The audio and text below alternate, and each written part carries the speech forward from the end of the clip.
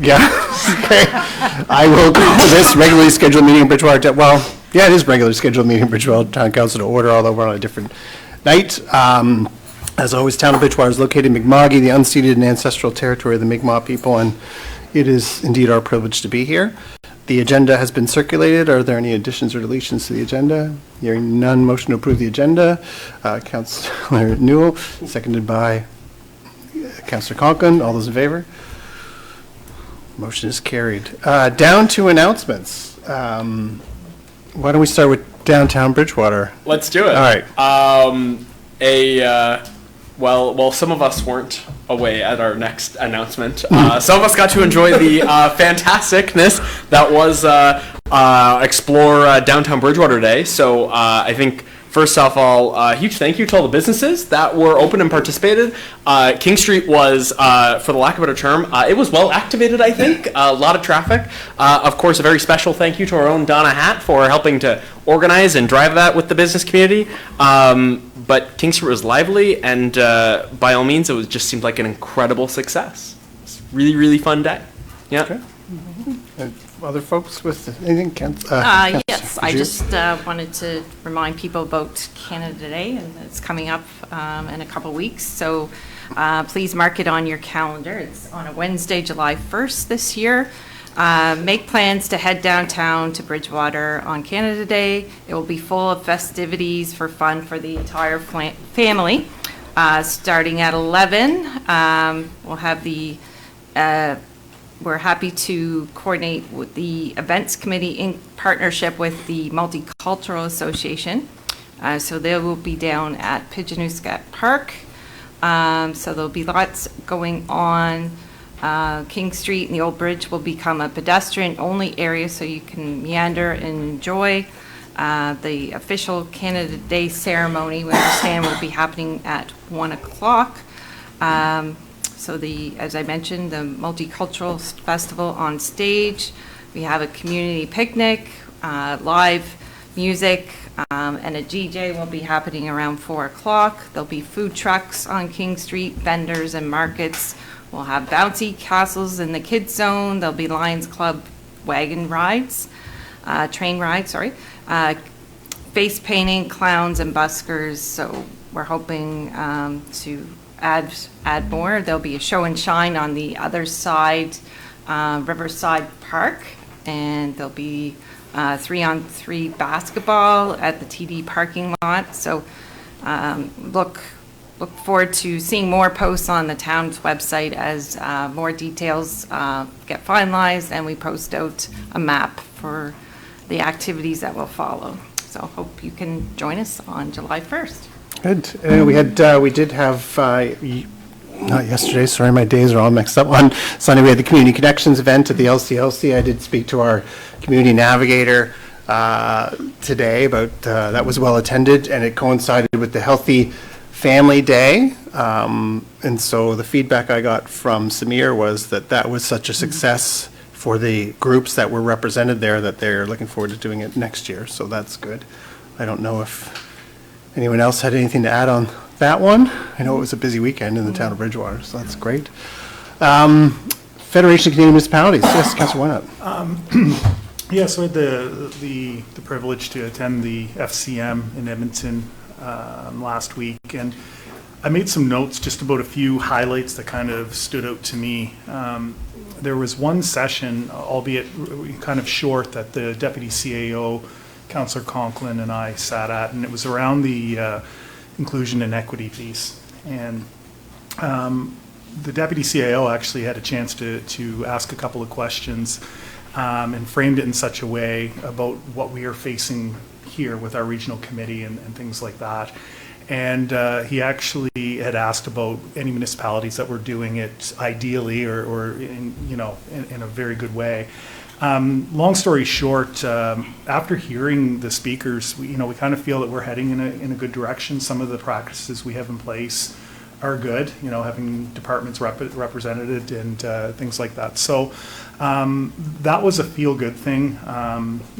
Being a male of white, it's hard to kind of figure that piece out. But after listening to that, I felt much more comfortable in the direction that we're heading in. Still a ways to go, but we're certainly heading in a good direction, and we are in a good place. Everyone's favorite subject in AI. We sat in on a very good session. Incredible speakers that spoke on this subject. AI is not new, and they talked about how much it's evolved in the past 20 years, and then kind of asked us to think about what the next 20 years will look like and where this could advance us. And we talk about the AI is not here to replace people; it's here to create efficiencies, and they talked about it using it as a model of to look for problems, and then that allows our team to fix the problems. So use the AI model to kind of predict ahead if possible. Edmonton actually uses AI to track potholes, believe it or not, before they even appear, whether they're there or not, but they have the ability to kind of predict where they could be, and that helps their teams kind of get ahead of that. They're using AI for water treatment, things like that it can certainly, with the amount of data that goes into it, can certainly help us in a lot of ways. And also encouraged us that when we start deliberating for budgets to include a line for AI. So it stands out, there that we can look at it, and we are going to dedicate, it's not hundreds of thousands of dollars. It doesn't have to be like that. So some very good session. One of the speakers is actually coming to Halifax in August and has agreed to meet with us if he can come here or we can meet him in Halifax. So that was good. And finally, I went back to a booth in the trade show, Livable Cities, that have the LED lights and the attachments that go on top, and the interchangeable cameras and the ability to measure noise pollution and regular pollution. I had a really good chat with them again. They talk about how their cameras can, do traffic data for us and pull that. The good news is all of their information gets stored in the cloud in Canada, and actually mostly in Atlantic Canada, so that was a good thing too. So very good show this year, a very good conference, I should say. Made a lot of connections and just a lot of good information, but those are some key things I took away. Great, thank you. And it was the same speaker last year at the AI session, right? Was it the same speaker from last year? I didn't attend that session last year. Yeah, I think so. Because it was Joe Jazz, he was great last year. Councillor Calkin, did you have? Well, geez, we're probably short on time now. No, we're good.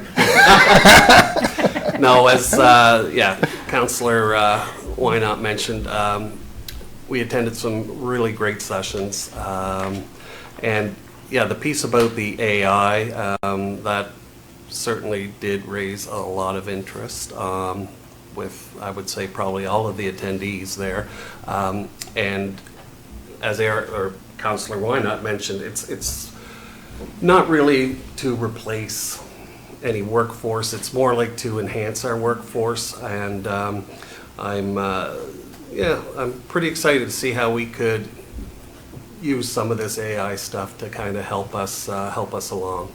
On the EDI, equity and inclusion, diversity inclusion piece, Mark Flint, as Councillor Wynot mentioned, he was rather active in the Q&A portion of that seminar, and it turns out that we are actually in a good place in comparison to our counterparts across the country as far as the work that the town of Bridgewater with Mark Flint's leadership have gained in that area. It was also an opportunity for us to network with some other councillors of municipalities all across the country, and I guess I was kind of happy to find out that we're not the only municipality with huge wastewater issues. Holy moly, I've heard about a story about a small community in, I think it was northern Manitoba, and they're looking at a bill of like 150 million or 200 million. So, and they're nowhere near the ocean. So I guess it doesn't matter about being near an ocean. It's just the fact that wastewater is an issue regardless, and if not treated properly, it'll find its way into your drinking water. So there you go. It was a great conference. Good. Tiring, but great. I don't know if the deputy CIO wants to add to that discussion. Thanks, Mr. Mayor. Just to build on the E&I piece, having each department represented at a working level, I think, was an important takeaway for the equity and inclusion, and trying to make that involved in everyday operations. So we're not just coming together to talk about equity inclusion, but equity inclusion becomes an everyday part of our discussions, whether it's at council. I know it's on your forms now, so that when you get a motion to council or a council information pack, there's a deliberate place there for it, but also making it part of our everyday discussions. We are doing that, and our committee is working on that. So yes, we have some work to do, but I'm very confident that after a year of having our internal committee, we're on the right track. Last thing I would say is that we got confirmation or validation that focusing on our internal work is definitely the first step before kind of exploring how we may want to push on further than that based on some of the resource constraints that we will obviously have. So That's great. I don't know if anyone around the table has questions on those items. I found the mayor of Halifax spoke at a plenary. Obviously, the conference next year is in Halifax, which is huge. It's I think it broke the attendance records last time it was in Halifax. I expect it will break the based on the feedback from the other delegates that were there when Halifax showcased its video for the conference next year. I'm sure it'll be record breaking. But Mayor Fillmore spoke a lot to the investments that the federal government's making in defense, and it's not lost on me our proximity to the city of Halifax and the opportunities we have, whether it's Exit 12A or working with communities like Lunenburg that do have some companies that operate in the defense sector.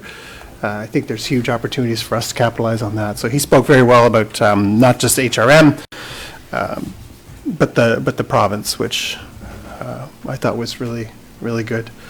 I've had any more questions on the FCM? No? I've had a couple of busy weeks. So 2 weeks ago, I was in Ottawa.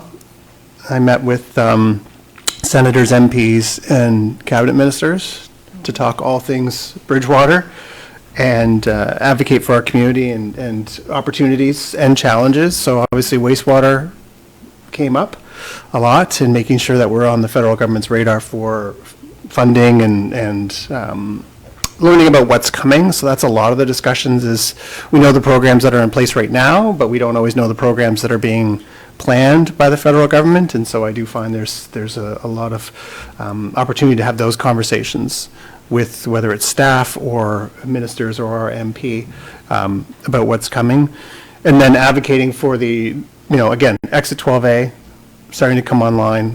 What can the federal government do to partner with us when international companies are looking to put down roots? Halifax is very important, obviously, but not everything has to go to Halifax. And again, our proximity to HRM is very advantageous, especially as the highway continues to be twinned. And so making sure that when, advocating with our MP that's not a tough sell. So our MP is absolutely advocating on our behalf. But it's making sure that we're in rooms with people that, might be an MP from the West Coast, or might be an MP from, Central Canada that doesn't really maybe think too often about Nova Scotia, and making sure that when someone says Bridgewater, they're not asking where.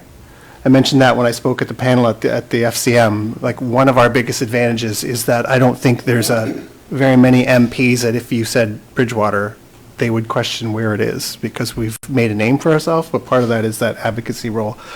And so I thought that was really good. It was certainly a good use of time to do that. I did, as people want to know, we had the incident earlier in the year with the Parkview student and the student from Manitoba, where we had that, thank goodness, event that didn't happen in terms of a mass casualty event. And so I had a really good meeting with the public safety minister about the town hosting this national conversation about youth and community, and that connection, or what I feel is often that broken connection between youth and community. And he was super supportive. MP Fancy was also in the room, super supportive. And so that conversation will continue, but I look forward to that still taking place. So I didn't want people to think that that was just something that we posted and then forgot about.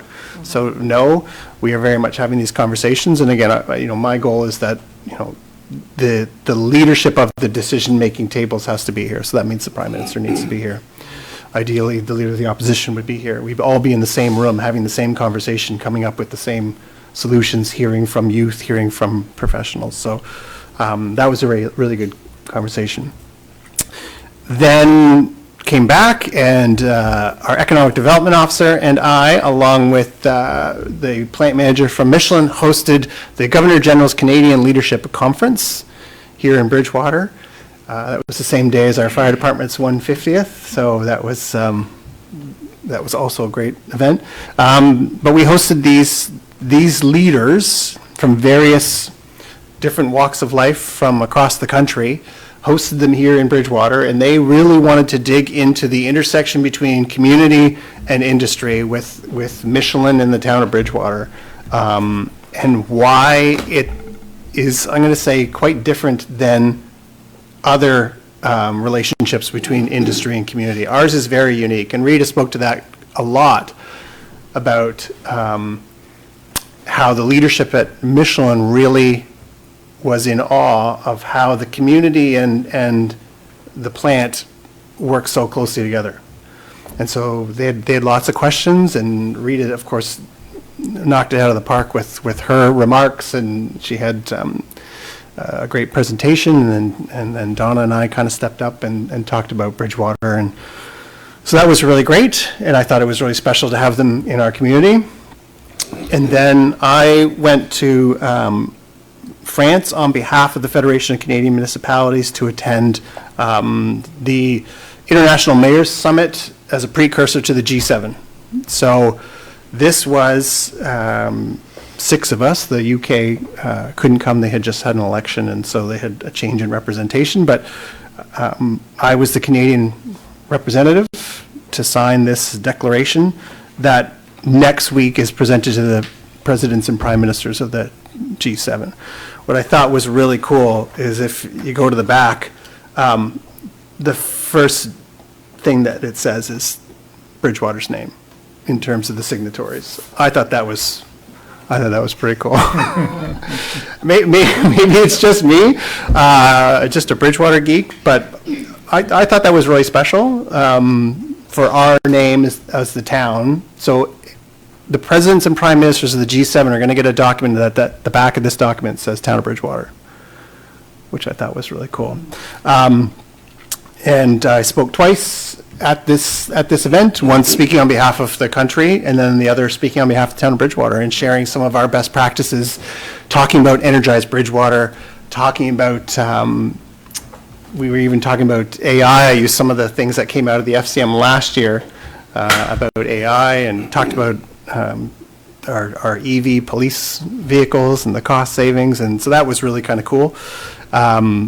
But it was really surreal to be the mayor of a town of under 10,000 people sitting around a table of G7 leaders, having a conversation with the mayor of Paris, who is very interested in the town of Bridgewater. And so that was really, like, I'm still kind of processing it, but that was pretty cool. And then from there went to the FCM, and again, another exceptional conference put on by the Federation of Canadian Municipalities. I am returning to the board of the FCM for another year, because that comes with my role as president of the NSFM, and very excited to have, again, these over 3,000 delegates less than an hour away next June, and so I hope that we'll be able to maximize their stay after and draw them down to the South Shore, Lunenburg, Mahone Bay, and Bridgewater, and all that we have to offer. So I know that Donna will be probably hearing from a lot of folks on how we get people outside the city and kind of activate our region here. So it's been a busy 2 weeks, but very, very proud. To represent this town, I mean, it's special to do it at a provincial level. It's very special to do it at a national level. It's incredibly special to stand in another country and have people not just to talk about the town of Bridgewater, but to have people actively asking a lot of questions about the things we do in Bridgewater, and more than just a few of them, already knowing what's happening in Bridgewater, having done their research and then having more questions, a lot of questions around Energize Bridgewater, a lot. For some of these communities, energy poverty is not around people being cold. It's around homes that are too hot, right? Countries that are seeing, there were some days where they were hitting well over 40 degrees. Paris had experienced over 40 degrees a couple of times already this year.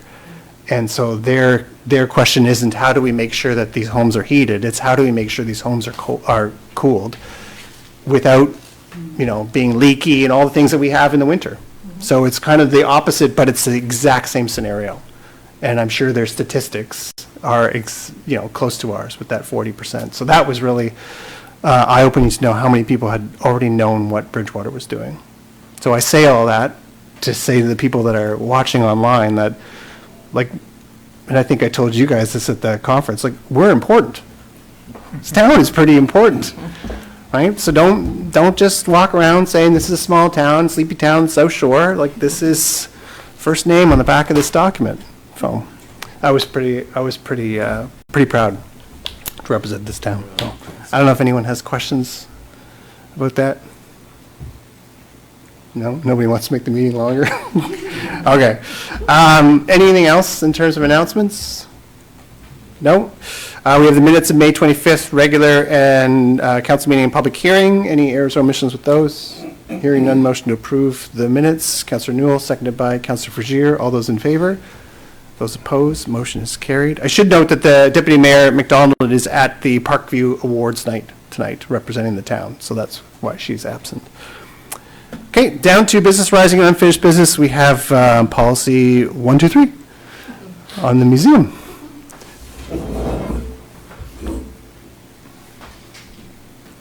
Welcome, Kara. Evening. I didn't realize we got to have such a fun number for this policy. Yeah, 1, 2, 3. totally set up deliberately like that. Yeah, I love it. Very aesthetically pleasing, which goes along with the museum. So tonight we're seeking the adoption of the accession and deaccession policy provided in attachment B. So at the February 9th, 2026 meeting of council, authority for the accessioning and deaccessioning of items from the Des Brazés Museum collection was assigned to the Arts, Culture, and Museum Advisory Committee, also known as ACMAC, which is our fun little acronym for it. So the former Bridgewater Museum Commission, the BMC policies D1 and D2 have been revised and combined into an updated Town of Bridgewater accessioning and deaccessioning policy, which is provided in attachment B. The draft museum accession and deaccessioning policy explains how the Town of Bridgewater's Arts, Culture, and Museum Advisory Committee and the Des Brazés Museum staff decide what items to add or remove from the museum's collections using clear criteria and a small review team that meets regularly and follows established museum standards. It defines deaccessioning as accessioning as formally accepting items that fit the museum's focus on the natural and cultural history of Bridgewater and Lunenburg County, ensuring that they have clear ownership, relevance, and value, and can be cared for within available resources. It also defines deaccessioning as responsibly removing items that no longer meet the museum's mandate, such as duplicates, items in poor condition, or those better suited elsewhere, while retaining proper documentation and approval. Supporting appendices outline the museum's collecting priorities, geographic focus, and detailed criteria for evaluating items, aiming to keep the collection meaningful, manageable, and representative of the community over time. So the policy includes 4 appendices, and I want to be clear that these documents are from the former Bridgewater Museum Commission policies, and they have not been substantively changed, as that is a larger project that we'll be undertaking. There are many more documents that we have not attached here. These ones were referenced in the policy, so it felt important to keep them in that context, but they have not been revised, as this will be a larger project to undertake in the coming months or year. And at that time, those appendices will then be brought into this policy and brought back to council for approval. We have prioritized the accessioning and deaccessioning policies in order for staff to be able to address the backlog of accessioning and deaccessioning items that, as this work has been on hold since the dissolution of the BMC. And furthermore, the terms of reference for the Arts, Culture, and Museum Advisory Committees has been amended to reflect the authority to accession and deaccession, which was presented and passed at the last meeting of council. So it was kind of both into this, in this report, but that part's done. So it's just the adoption of the policy piece that is left on the to-do. Any questions? I was trying to count the number of times you said session to session. Any questions from council on this? No, someone prepared to make a motion? Councillor Caldwell, Fancy microphone. sing us a song. Is it already on? No. I move the town council for the town of Bridgewater approve policy 123, museum accession and deaccession, designed to guide the Arts, Culture, and Museum Advisory Committee in its work with museum staff to accession and deaccession artifacts and documents to and from the museum and archives collection as outlined in Appendix B of document 26-022A. Thank you. Seconded by Councillor Wynot. Further discussion? Hearing none. All those in favor? Those opposed? Motion is carried. Thank you. Down to new business, 26-80 is Lunenburg County Senior Safety Program Monthly Report. This is my reminder to the folks watching that all the documents that we have in our agenda package are available on the town's website under Council, and you'll see Agenda. And you can click the link to go to the individual documents. You don't have to scroll through what can be hundreds of pages. But I will note that it is the 15th of June, I think, is the World Elder Abuse Awareness Day. So that's wearing purple or purple ribbon invites conversations and bringing awareness and inspiring actions. So that is on the 15th of June. And there's a lot of things in there. Their summer newsletter is in the agenda, in the package, which is in our agenda package. And it's kind of neat if you read through it. It talks about all the events that they have. There's recipes in there. So there's a bunch of stuff that's valuable. So if you don't have to be a senior, but if you're watching this and you go and click that, you can read that. I should probably already mention, I should have done it in my announcement part, because someone's going to ask. My travel to France and to Edmonton was not paid for by the town. The French government, the France Urbaine it's called, covered the cost of travel to France, and the Nova Scotia Federation of Municipalities, in my role as president of the NSFM, covered my travel to Edmonton. So I just want to, because that's a lot of travel, I understand that. So I just want to make sure people are aware that it didn't come from town coffers. Down to 11.2, Designated Community Project Fund, request from the Bridgewater Curling Club. Yeah. So this is a request for a grant from the Bridgewater Curling Club in the amount of $1,000. It's made possible through Policy 97, which establishes the Designated Community Project Fund and enables the town to receive funds from members of the community that are intended for organizations in the town that may not have charitable status. So we're able to receive the funds, issue donation receipts, and those funds get put in a fund, and council receives requests for the distribution of those funds. So council has already approved the Bridgewater Curling Club as an eligible organization with 3 projects that they have identified, which is the ammonia surge drum, curling stones, and ice scraper. So the $1,000 is being requested to be provided to them in the form of a grant, funds that's been received from the community for this purpose, and it's to be allocated to those 3 projects. All right. Any questions? Someone prepared to make that motion? Councillor Brashear, thank you. Yes, Your Worship. I move that the town council for the town of Bridgewater, in accordance with Policy 97, Designated Community Project Fund, approve a grant in the amount of $1,000 to the Bridgewater Curling Club towards the 3 projects indicated in their application of May 2024. Thank you. Second by Councillor Conklin. Further discussion? Hearing none. All those in favor? Those opposed? Motion is carried. Thank you. And we have another request for the Firefighters Association of Bridgewater from the same Yeah, same fund. Same fund, and it's in the amount of $31,115, and these are funds that would have been received under this fund and designated for the Firefighters Association of Bridgewater. Okay. Any questions on that? Someone prepared to make a motion? Councillor Newell? I move that Town Council for the Town of Bridgewater, in accordance with Policy 97, designated Community Project Fund, approve a grant in the amount of $31,115 to the Firefighters Association of Bridgewater in support of fire services within the Town of Bridgewater. Thank you. Seconded by Councillor Frazier. All those in favor? Those opposed? Motion is carried. Thank you. We're down to our third quarter financial report. Welcome to our Director of Finance. Thank you. In front of you should be the third quarter report. So we are projecting a surplus. I'll just remind you that this is as of December 31st numbers, and we're still working on March. So there's one more quarter to go. But also keeping in mind that I'm going to tell you that some of the revenues are over budget, or we haven't spent all of grant funding, and that grant funding will get pushed to next year. But it kind of shows in that surplus right now. So don't get too excited. Some of it is just accounting things that don't happen until the end of the fiscal year. So just kind of want to preface, don't get too excited about $2 million. It's just the period of time that this is reflecting. I can say, though, that deed transfer tax, we're projecting that one is $560,000 over budget.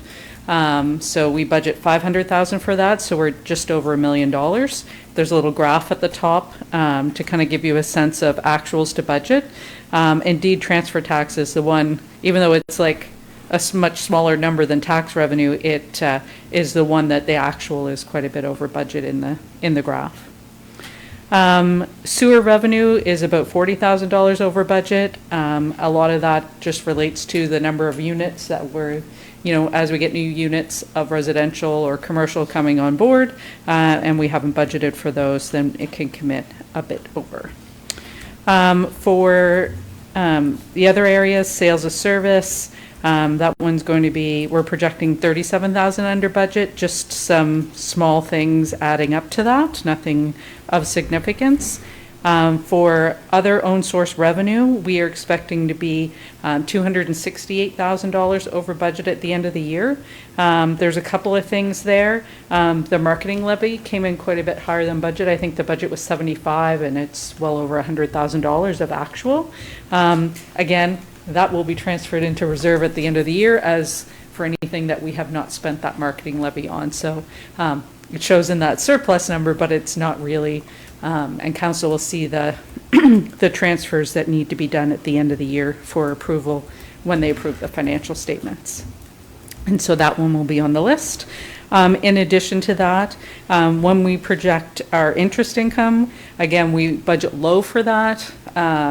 Keeping in mind our capital budget, my expectation is always that the bank account balance is going to dwindle quick, but as those projects are approved in the capital budget, the timing of them starting and us paying those bills, our bank balance has been better than anticipated, so our interest income is over budget, which is not a bad thing. And then in addition to that, development permits and betterment charges have been over budget, so quite a few things making up that actual forecast. On the conditional transfers, again, this is an area where we're expecting to be under budget at the end of the year, but some of that just relates to timing of projects. So funds that we've received for Housing Accelerator Fund, for example, we've received it, but we've not yet spent it, things like that. As development, some of the projects that have been scheduled are just bumped out into fiscal 26-27, and we will spend those funds. So that's everything on the revenue side, mostly good news there. On the expenditure side, there's, again, the other side of creating a surplus is having lower than expected expenses. So there are some areas where we've saved in general government services, for example.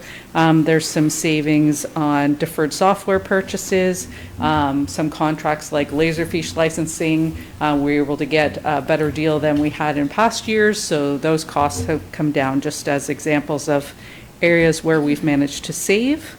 Some of it's timing issues where we didn't have all of the billings from some of our partners like MJSB as of that point in time. So as we don't have that full, it looks like we're under budget in the short term, but it'll catch up by the end of the year. Under protective services, again, you'll see that the actual on the graph is quite a bit lower than the budget. And on the area of policing for that category, vacancies and staff off on workers' comp have saved us some monies in the police budget. As well as some savings under law enforcement for a vacant position. Fire protection is a little bit over budget due to repairs that they had to do to some of their equipment, and a bit of savings on protective services with respect to the building record scanning project. In the transportation category, again, some savings, well, depends on which part of it. So transit's a bit over budget due to bus repairs, being that we've spent quite a bit on those in 25, 26, hopefully not to repeat in 26, 27, and then other major equipment repairs for public works equipment. Under environmental health, so that's wastewater. So wastewater is actually $300,000 under budget. Mostly due to vacancies and some projects that were deferred, our lower insurance cost for 25, 26, and some other contract savings. So keeping in mind the revenue was 40,000 over budget and expenses 300,000 under budget, that's about $340,000 in sewer. And remembering that any surplus in wastewater goes to the wastewater reserve, so that will go at the end of the year in the wastewater reserve if it's still projected to be that high, and go in the wastewater reserve for wastewater projects in the future. Under environmental development services, planning and zoning, 30,000 under budget, and community development, 284,000 under budget, just from staff vacancy and the HAF projects. And so that all gets sorted out at year end so that the revenue matches expenses, and any unspent HAF housing accelerator fund grant funding will be deferred and brought in 26, 27. Under recreation and culture, we have that $100,000 under budget, mostly from vacancies and the Hemlock Woolly Adelgid project. Some of that work was postponed last summer because of the drought conditions, and they weren't working in the woods when people weren't allowed in the woods, so there were some savings there. We have parks and playgrounds, about 36,000 under budget, just reduced maintenance and lower tree sanitation requirements. And the museum commission, which is funded partly by the town, the transfer to the museum to fund it, is expected that transfers to be $95,000 under budget due to funding received by the museum and lower expected operating costs there.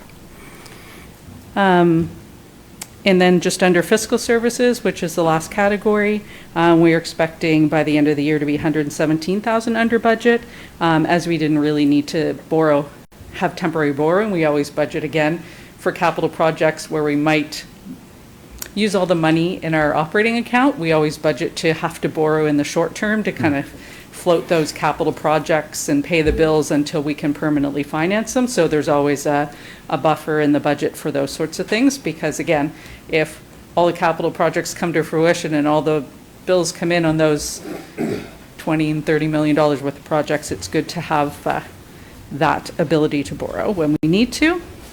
And transfer to other funds, so there's an anticipation that any unspent wastewater betterment charges that we charge development will get put into reserve, so that's been accounted for as well.